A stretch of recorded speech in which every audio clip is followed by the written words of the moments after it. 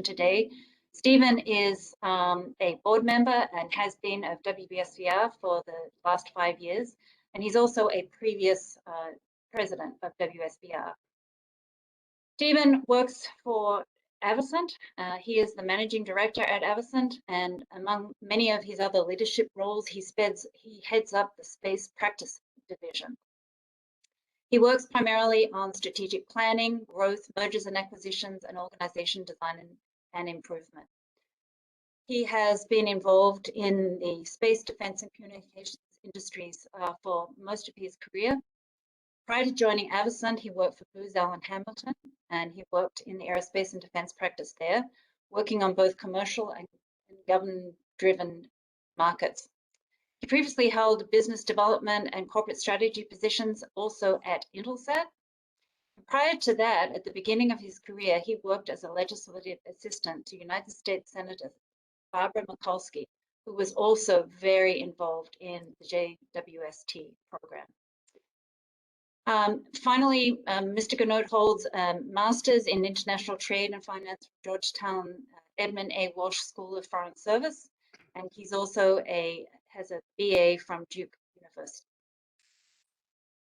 And with that, I would now like to introduce our guest speaker, our keynote speaker, Dr. Mark Clampin. Mark is currently the Director of the Sciences and Exploration Directorate at NASA's Goddard Space Flight Center. He previously served as the Deputy Director of the Sciences and Explorations Directorate. He was Director of the Astrophysics Science Division and as the James Webb Space Telescope Observatory Project Scientist, which is why we are so delighted to have him here today. Prior to joining Goddard, Dr. Clampin was the Advanced Camera for Surveys Group Lead. He was the Space Telescope Science Institute Lead, where he worked on 3 Hubble Space Telescope servicing missions. Dr. Clampin is a co-investigator in the TESS mission, Transiting Exoplanet Survey Satellite, which Northrop Grumman also was responsible for building, and the Advanced Camera for Surveys, ACS science team, where he served as the detector scientist. His research interests focus on studying the formation and evolution of planetary systems, and that's what I'm really excited to be hearing about today. He was educated at the University of London and the University of St Andrews, Scotland.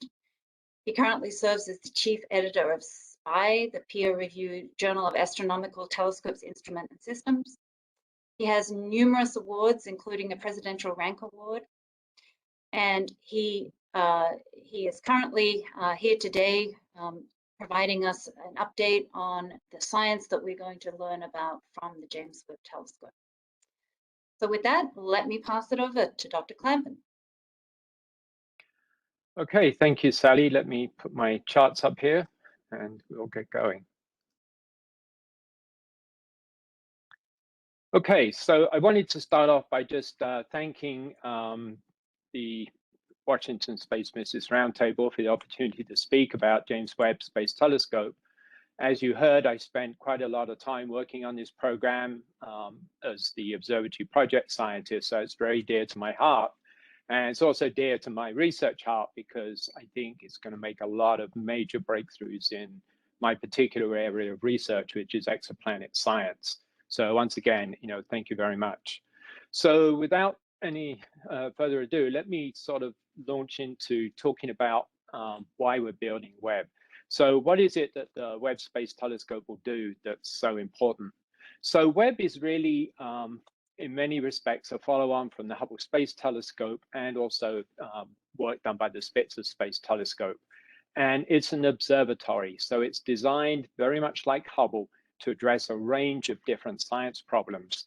And I've highlighted the 4 major themes here that we expect the Webb will address and make major breakthroughs in. And the first one is the early universe. What did the first galaxies in our universe look like? And then we want to understand how the universe has evolved over time. So the second theme is galaxies over time. And we really mean, how did they evolve across the history of our universe?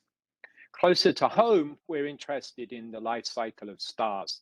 How did how do stars form and evolve? And we all love those really great pictures that Hubble's taken of these big dusty star formation regions, but we're really just seeing the shadows with Hubble. And the James Webb Space Telescope will give us the ability to look inside, take the lid off the car and see what the engine looks like. And then finally, we'll be studying other worlds. And this is a really growing area of research. It's just exploded in the last 15 to 20 years.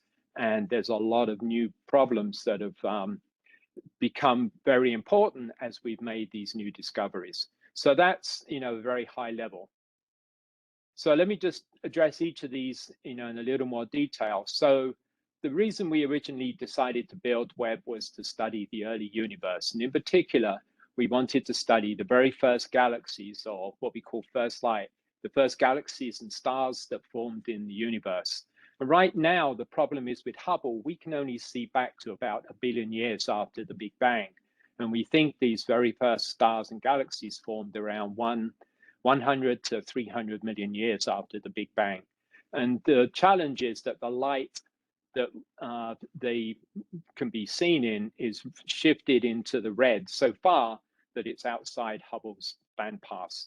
And so if we're going to be able to study these very first objects, we need to be able to study in the infrared. And by that, I mean from 1 micron all the way out to 30 microns. And we also need a large collecting area. Hubble's a 2.5 meter telescope. Webb's going to be a 6.5 meter. And we need that extra real estate to collect light. The other thing that we want to study in respect to the early universe is when did reionization occur? So as these first stars and galaxies formed in the universe, they basically ionized all the neutral hydrogen that was present. And essentially, you can see that in the schematic of how that would work in the video to the right here. So slowly, as all these very hot stars in these first galaxies burnt up or reionized the hydrogen, we got to a very transparent universe. The next thing that we're looking to do is study galaxies over time. So we've taken lots of these very deep field images of what are essentially blank spaces on the sky with Hubble. And what we found is that there's a wealth of galaxies. The Hubble deep field image has about 10,000 galaxies in it. And as we study these galaxies and we get dispersed spectroscopic observations of the galaxies, we can see that we're really looking back in time. And Hubble's been, as I said, been able to take us back to about 1 billion years after the Big Bang. So we really want to be able to study in the infrared from the very first galaxies that were formed all the way up to today, how galaxies are formed, how they get their shapes, how the chemical elements are distributed through these galaxies, and what role do the central black holes we see in a lot of galaxies play in this evolution over time. And also what role do black holes play in the very early reionization. So there's a lot of questions there that really push us into the infrared and this new sort of bandpass that we leave with Hubble and will come to with the James Webb Space Telescope. Closer to home in our own galaxy, we want to study how stars form and evolve.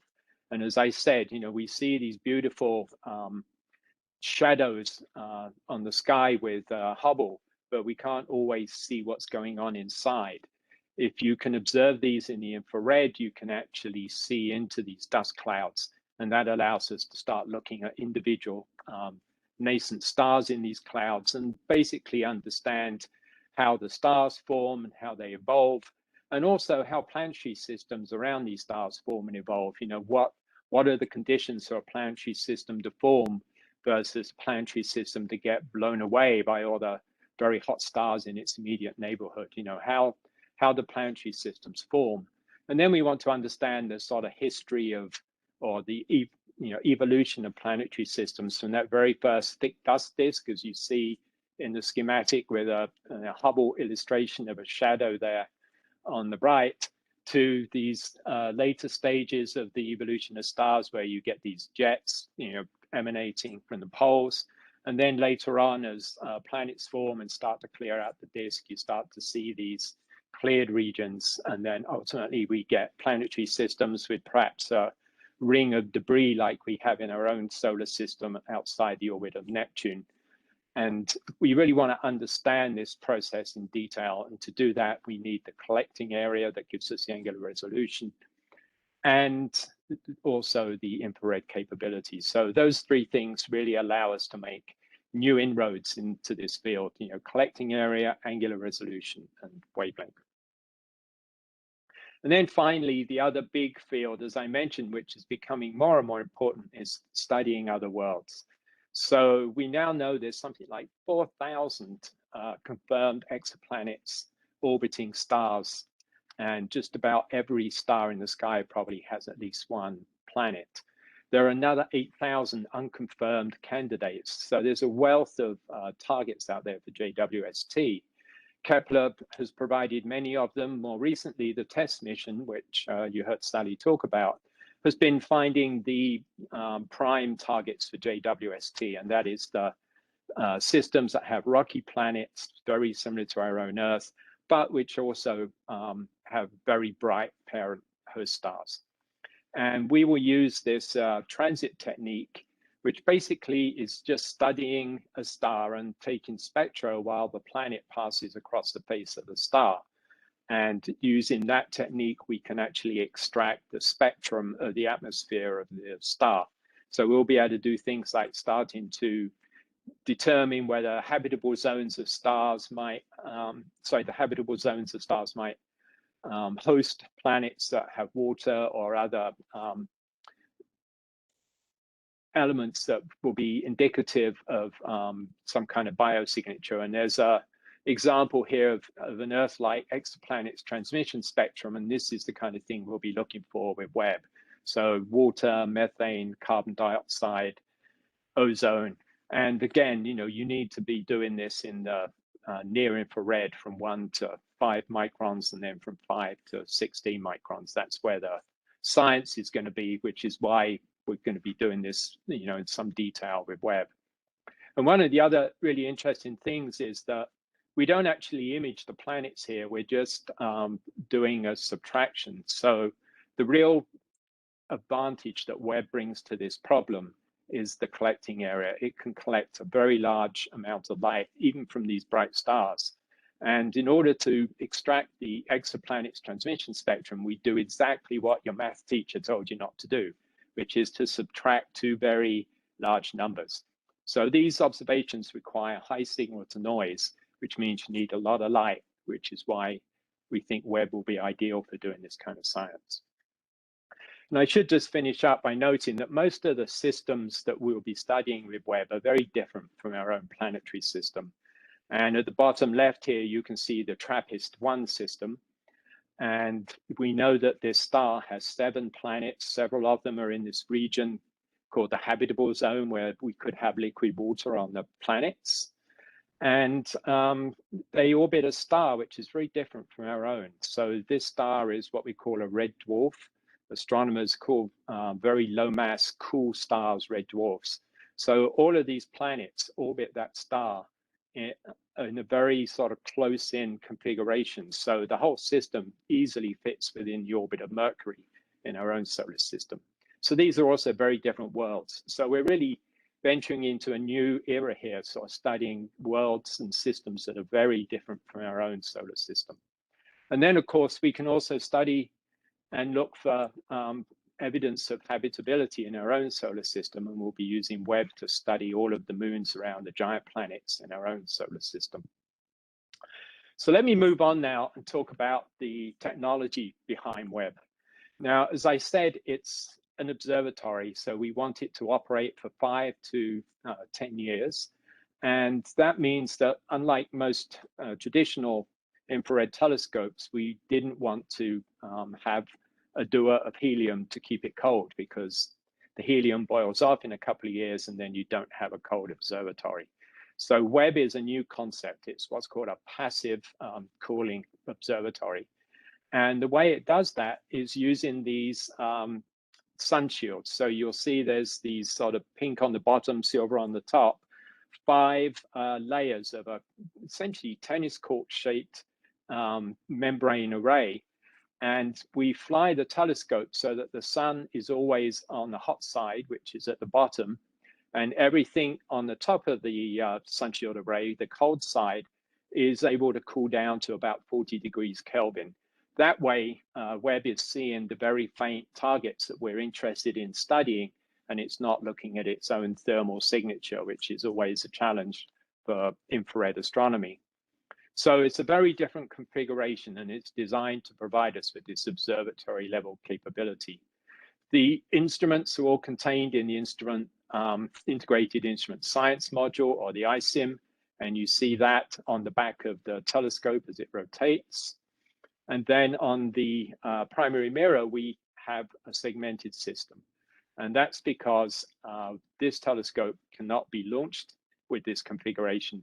We have to stow everything away for launch and then deploy it after launch. So 18 segments gives us our 6.5 meter aperture, but it also allows us to actually fold up the primary mirror and the secondary mirror, which you can see as the telescope rotates here.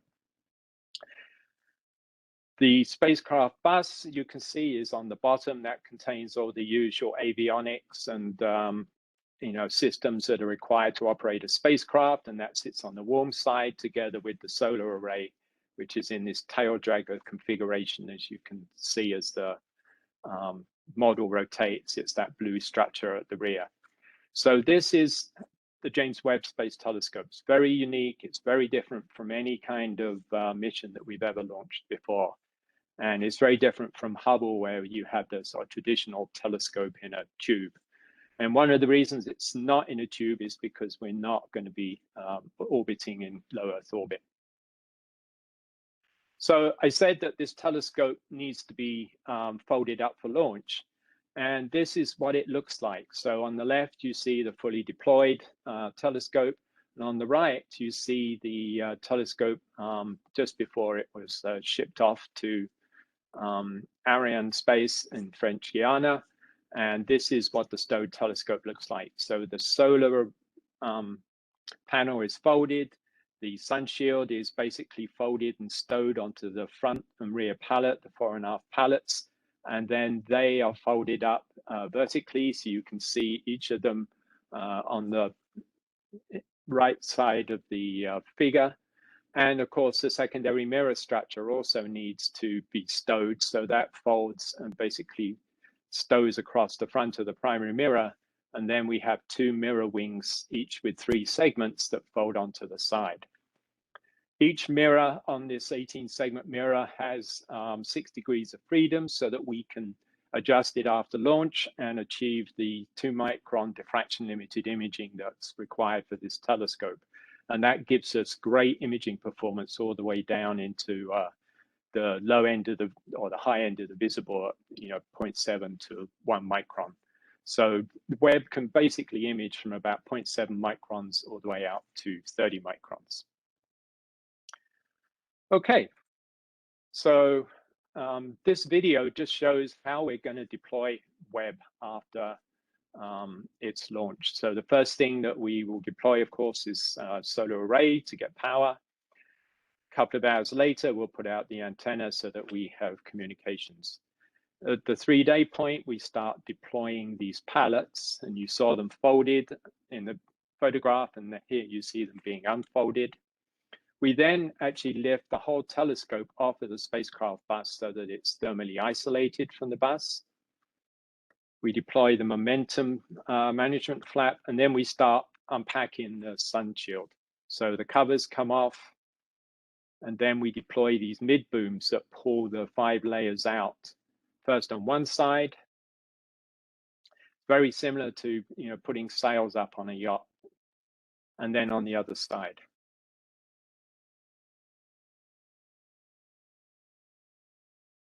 And once they're out, we then tension each layer so that we achieve the required separation between the layers so that the telescope behaves appropriately from a thermal perspective.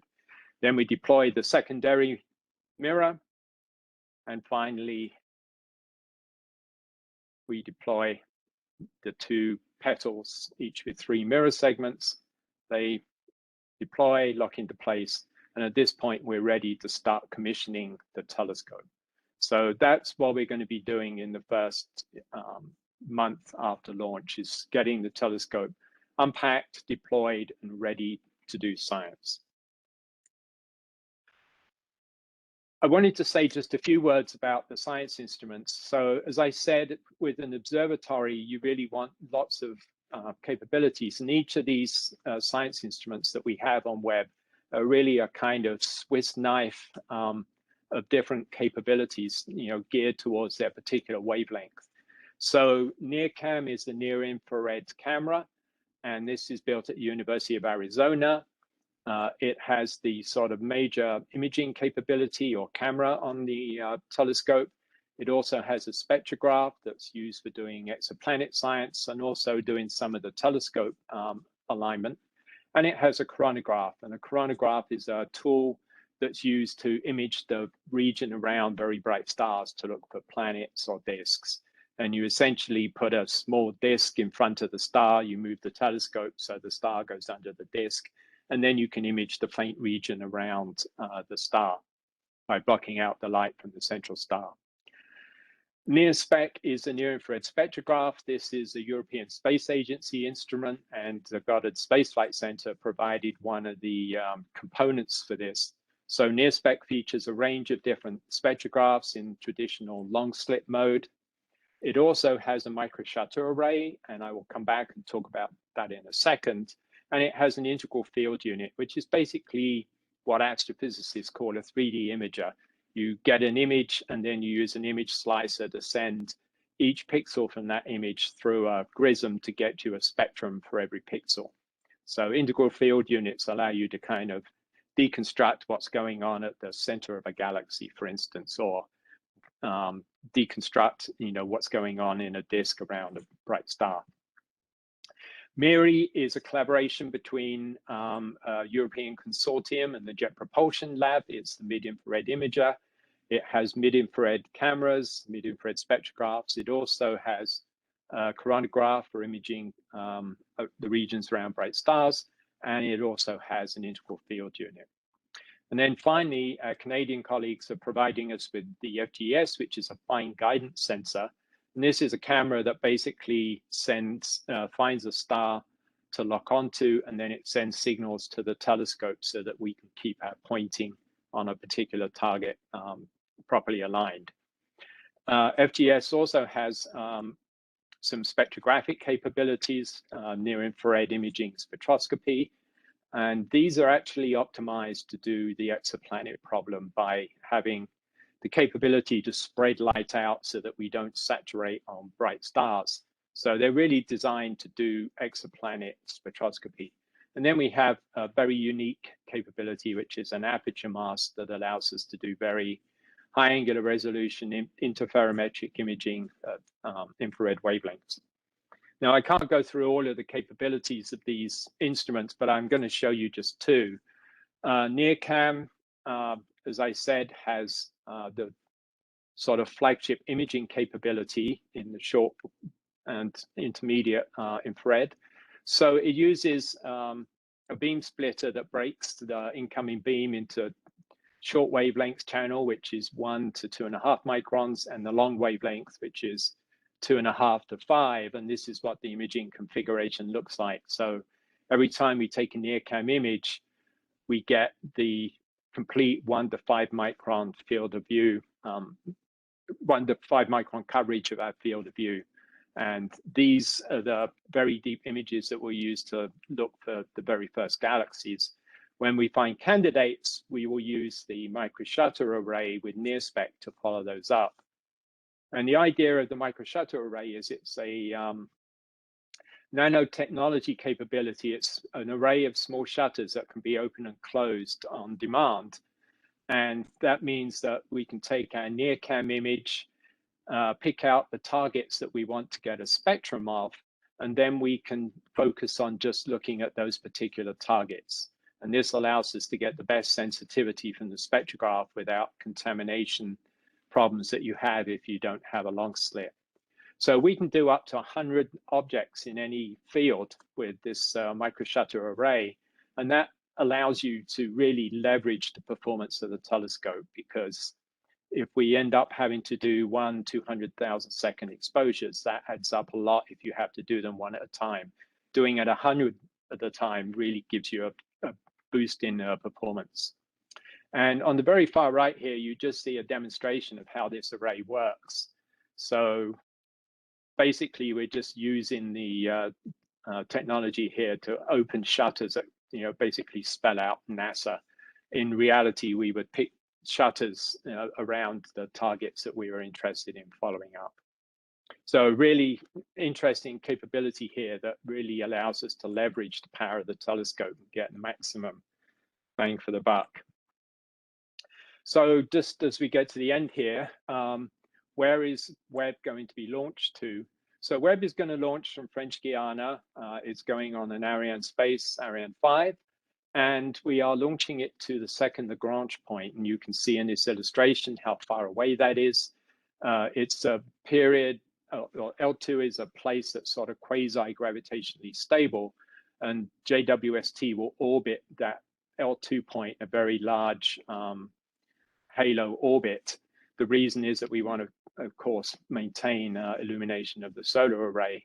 There are two reasons for going out there. One is that we get 24/7 science. Hubble goes around the Earth every 90 minutes, and 45 of those minutes are in daylight.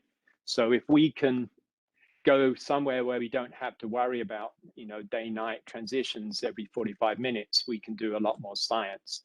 So going to L2 really gives us 24/7 science with the telescope to get maximum return from this observatory. The other reason is that it's also very thermally benign, and we want to be able to cool the telescope down to 40 Kelvin, and we wouldn't be able to do that in a low Earth orbit where we're continually going from day-night orbiting the Earth. So L2 is a great place to put infrared observatories. And the video at the bottom just shows how the telescope will basically follow the Earth in its orbit, basically in this halo orbit around L2. So I want to just finish up. I was asked to say a few words about the economic impact of Webb. And this is an eye chart. I don't expect people to read this, but I think just the amount of white on this chart gives you some idea of just what a major undertaking this project was. We have over 300 companies, universities, organizations involved in putting Webb together. It's a big international collaboration as well, with something like 30+ countries involved, and 29 states in the United States have had companies heavily involved in this program. So it has really been a sort of national group effort to put Webb together and bring it to this point where we are, as we're about to get to the L2 point after launch. So I'll just finish up by saying that we are just so excited that we're finally at the point where we're ready to launch Webb, and starting from what Hubble has done with the deep fields, and then going that next step to see the very first galaxies in the universe, to study planets around other stars and look for evidence of habitability, study how stars are forming and evolving. So it's just a really exciting moment. And some of us who were around when Webb launched, well, remember Webb had 4 major science goals. And if you look now at the science that was actually done with Webb, it just produced so much, with Hubble rather. Hubble just produced so much more science than we ever expected, with lots of new discoveries. And we fully expect that Webb is going to do that as well. So it will really make groundbreaking discoveries in these 4 fields, but who knows what else we'll find out there with this new capability. It really gives us a sort of quantum jump in our ability to do astrophysics. So I will finish there, thank you, and I will hand over to Stephen. Great, thanks, Mark. That was a fantastic presentation, and I think one of the clearest summaries I've seen of Webb. In incredibly complex and ambitious program. I got nervous just watching your deployment video and thinking that looks fantastic, but it's a little nerve-wracking to think about all the steps. As you look at those, and you think about the launch coming from French Guiana by Arianespace, and then you think about the deployment. Which of those components are you most going to watch with interest? I know kind of all of our guts will be tight, but as you look at it, what are you really looking for and hoping to see? So I think for us, we're really looking for all of the deployments to execute successfully, and then for the instruments to get cold. I mean, the real excitement is when you start taking those first images, and with Webb, we already know that there's a sort of path to getting to the sort of perfect point source, because each of those 18 mirrors are going to be at a different focus and pointing in a different direction. So we have a whole process to align everything after launch. So we'll be following everything, from the minute it launches to, that very first science image that we take. And I think, we will be looking towards a really successful rollout of, the first set of science images. Okay, great. And real quick question: for the 18 mirrors, what's the material on the mirror? So the material of the mirrors is beryllium, which is it was chosen because beryllium is very stable at those operating temperatures that we're going to be working at. So when you look at the properties of different materials, and obviously things have changed over the last couple of decades, but when we selected beryllium, it was the most stable material at 40 Kelvin. So you can see small temperature changes as the telescope slews from one target to another, and it doesn't affect the wavefront error that you're getting from the telescope. Great. There was a question in the audience about the contractors, subcontractors, and you noted over 300 different universities, companies with major contributions. Are there any unsung heroes, that you look to and think have had maybe an outsized influence on where we are today with Webb, and fingers crossed for a successful launch and deployment next month? Yeah. Is there anybody that stands out that might not get full appreciation that you want to call out? Yeah. So I mean, this is like getting an award at the Oscars, right? You're always going to miss somebody. So I think this team has really come together and done an outstanding job, and I think it's really hard to sort of call out individuals for their contributions. But the one area that I will really highlight that I've seen has been really sort of pivotal in making this telescope a success are the system engineers, both here at Goddard and at our partners, Ball Aerospace, Northrop Grumman, and also at our instrument partners as well. Just that these big observatories are very challenging, and at the end of the day, the most challenging part, in my view, is the system engineering. So I always try to give a call out to all the system engineers who've worked on this program. That's great. We just had a question in the chat about the expected lifetime of James Webb. So we've a long time getting here. How long do we expect Webb to go? So the design lifetime of Webb is 5 years, and we expect that there's no reason it shouldn't continue to operate, and it's being fueled for 10 years. The only consumable is propulsion or propellant. And the reason is because we need to do very small burns to stay in the L2 halo orbit. As I said, it's not stable. And we also have to do burns to unload momentum from the reaction wheels. Believe it or not, those big, Kapton membranes in the sun shield actually act like a kind of sail. And, because, you can never quite get the center of gravity exact, they kind of act as a sort of tipping force. And so the reaction wheels, in addition to pointing the telescope, are also keeping overcoming that sort of tipping force. So every few days we have to do a small burn to unload that as well. So we expect that this telescope should be able to operate for at least 10 years on a normal operational plan along the lines of what we're looking at right now. Great. Jonathan Beland, I don't know if you're on and if you'd like to ask your question, or if I can ask it for you, but you had a question about what's coming next. Did you want to ask? Certainly, Stephen. Thank you. So thank you very much, Dr. Clampin. Very, very interesting. This was one of the most succinct and informative presentations I've seen on James Webb. And I don't want to jump the gun, but I always have to ask, what's next? What's coming? What's coming after James Webb? Right. So we currently are working on building the Roman Space Telescope, and Roman is a very different kind of telescope again. It's really been designed as a survey telescope, and it's supposed to address the challenges of understanding dark energy. So it will be conducting a number of very wide field surveys that help us understand dark energy a lot better than we do right now. So that's the next big astrophysics mission after Webb.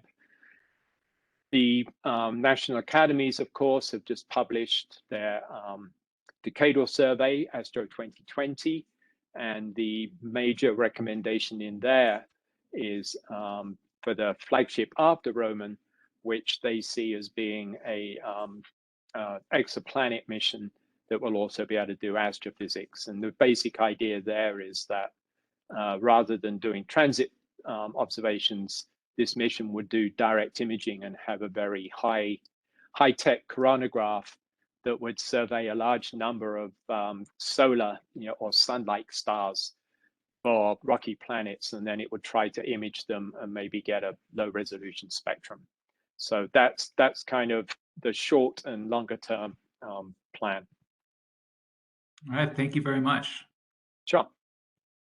We actually have an interesting question from Kyle about, Kyle, I don't know if you're there. Would you like to ask a question?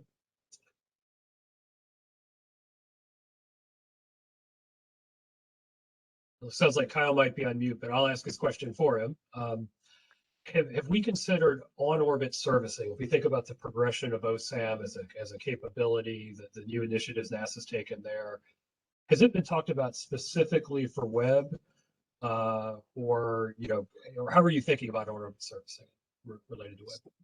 So for Webb, I think that it's a big challenge, and the reason is because Webb is a cryogenic telescope. So if you think about Hubble is basically an optical telescope. It operates at room temperature. You open the doors, and there's the boxes with the instruments.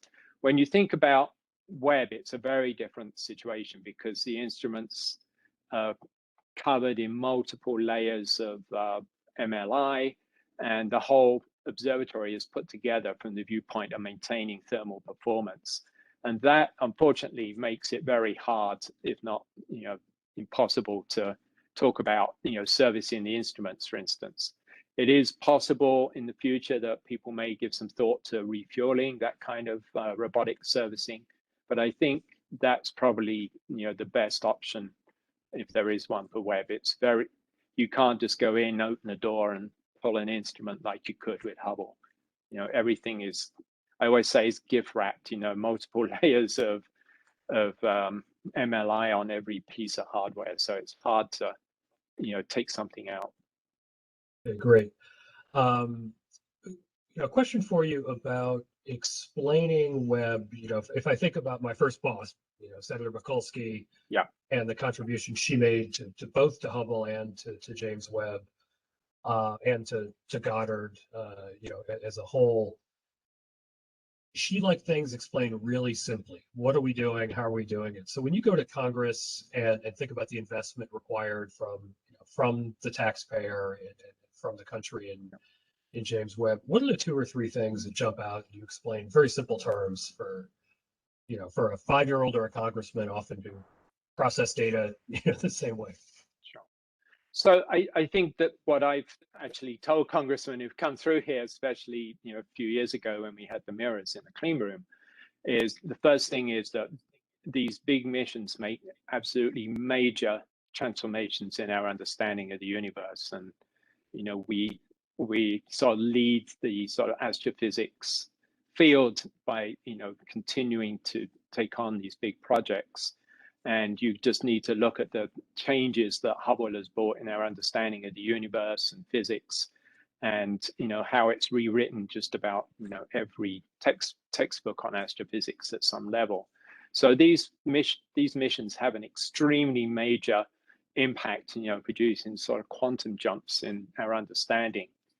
The second thing I always mention is that they also produce a lot of technical innovation that then is flowed into other programs. And for Webb, of course, we're still in the early stages because we haven't launched it yet, but we're already using technologies we developed on Webb to, for instance, measure the wavefront error of the mirrors in a room temperature in a room with air, rather than having to put them in a chamber. And those techniques are now being used to do LASIK surgery, that kind of thing. And I think on Webb, some of the spin-offs that will come are very hard to explain because they're really addressing metrology, how we measure things, and how we basically do integrated modeling of complex systems and anchor them with measurements as we go. And Webb has really taken us into what I call the nanometer regime of building spaceflight hardware. So I think that's the second thing. And then the third is that you just, again, need to look back at Hubble, but also even with Webb and the following that we've already got for this mission. These missions really inspire the public, and they inspire school kids.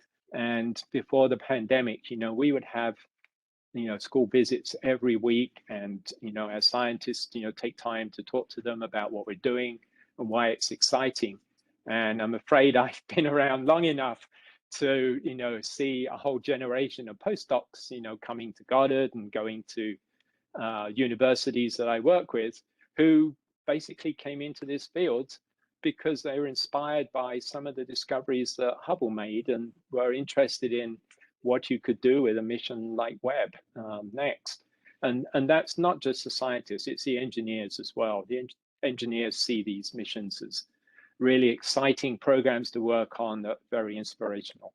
So those are the three things I would mention. Yeah, great. And then I think you also hit on a couple important points earlier, is how international this is and the international cooperation. Yes. But within that, American technology leadership, right?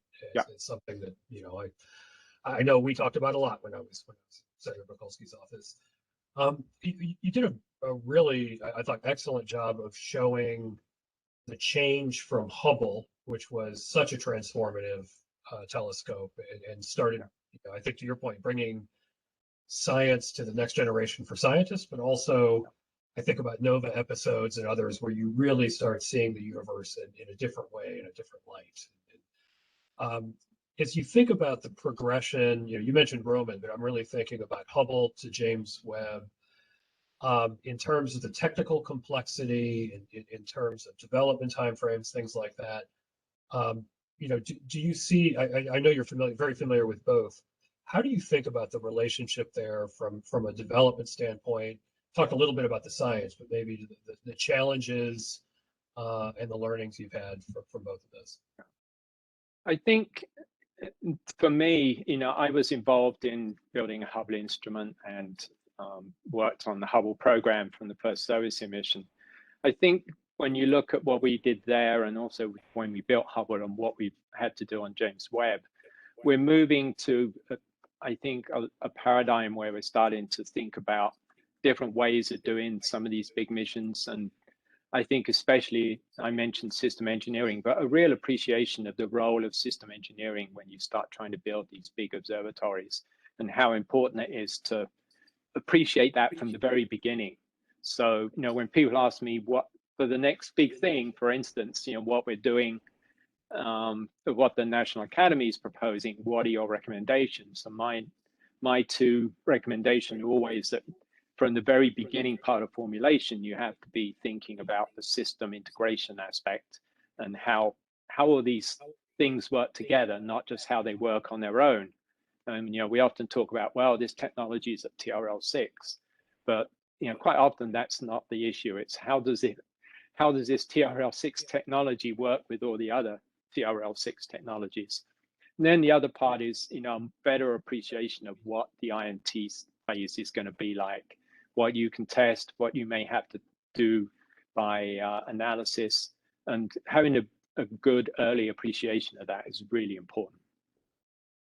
And I would just get on my soapbox. The other thing I always think is extremely important is integrated modeling. And I think we have a long way to go there to really get integrated modeling to where it needs to be for the next generation of large missions. Great. Courtney Stad, you had a question. I thought your second question was particularly interesting one is around the redundancy. Would you like to ask your question, Courtney? Yeah, thank you, Stephen. Dr. Clampin, let me just join the chorus of praise. Wonderful. And I'm very pleased we're recording this, Stephen, because I think anybody who's missed this would really benefit from listening to this session. Two questions. One has to do with black hole. I'm just curious whether the imaging capability of Webb will provide any further insight into the so-called event horizon and so forth vis-a-vis black holes. The other question indeed is related to what Stephen's referencing, which is the complexity of the unfolding procedures. Wondering if you have redundancies that are built into it, since after all, it's almost 1 million miles away and does not benefit, obviously, from the astronaut repair missions of Hubble. So thank you, Dr. Clampin. Yeah, sure. I think in regards to black holes, the real sort of discovery space for Webb is going to be the influence of black holes on the evolution of galaxies, on reionization, and then how they, influence galaxies as they merge or, as they evolve over time. So it's more a kind of indirect. I mean, we don't have the angular resolution to get anywhere close to the event horizons of these black holes. But, a key part of our science is studying the impact these black holes have on the galaxies and also on the early universe. As far as the deployments, where we can, we've put in, redundancy. A lot of our processes are really focused on, testing, doing deployment testing, building a subsystem size to check out a lot of the components and the overall architecture. So we've gone through a very extensive testing regime prior to this launch to make sure that this thing will deploy successfully. And we're confident that these processes will ultimately get us to where we need to be. Great. Gene Mikulka, looks like you have a couple of questions. Would you like to ask them?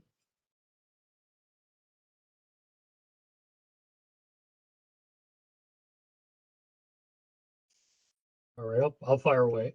I think, Mark, this is something we've talked about a little bit earlier, but if you think about all of the complexity that you went through, and like you just said, the many testing regimes you're doing to try to tease out all possible elements of what might go wrong and how you can correct for that. If you think backwards to the design of JWST and you're starting over, what might you do differently, knowing now what you could only learn through experience? Any thoughts on that? Yeah, I mean, I think I kind of probably mentioned that already, and I think it can't be overemphasized how early you need to start thinking about these systems from a systems perspective. And if I could go back in time, I think that's one of the things that would really be, and that's not to say that we didn't, but the tools and capabilities we have now compared to where we were when we started JWST are obviously very different. So okay, great. But again, I personally think we need a lot more integrated, one-stop integrated modeling tools that allow us to do trades more effectively, and one-stop questions, that we still have trouble doing on a lot of programs, because you have to take the optics bit and the mechanical bit and the thermal bit and put them all together. Yeah, to push on that for just 1 second, is there a place where that's being done well, or where you're seeing it being done well, that you would scale up for something as complex as Webb? I think it's being done.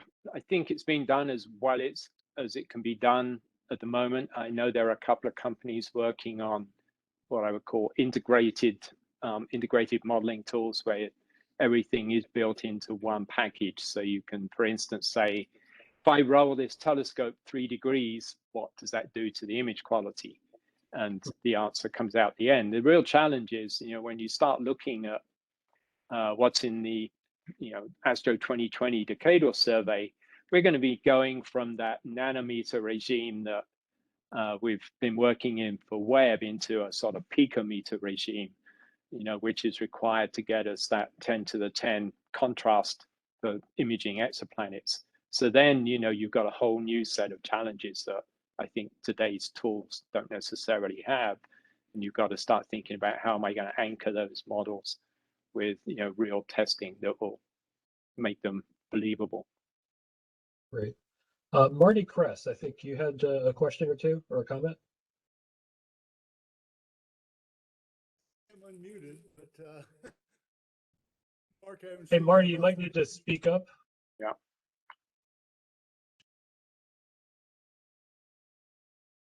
He's a little hard to hear. We've had some audio issues today. One of Marty's points, I think, was when Hubble was being was being considered and discussed. They were talking about the hand of God, right? And the question, you can see it in the chat, but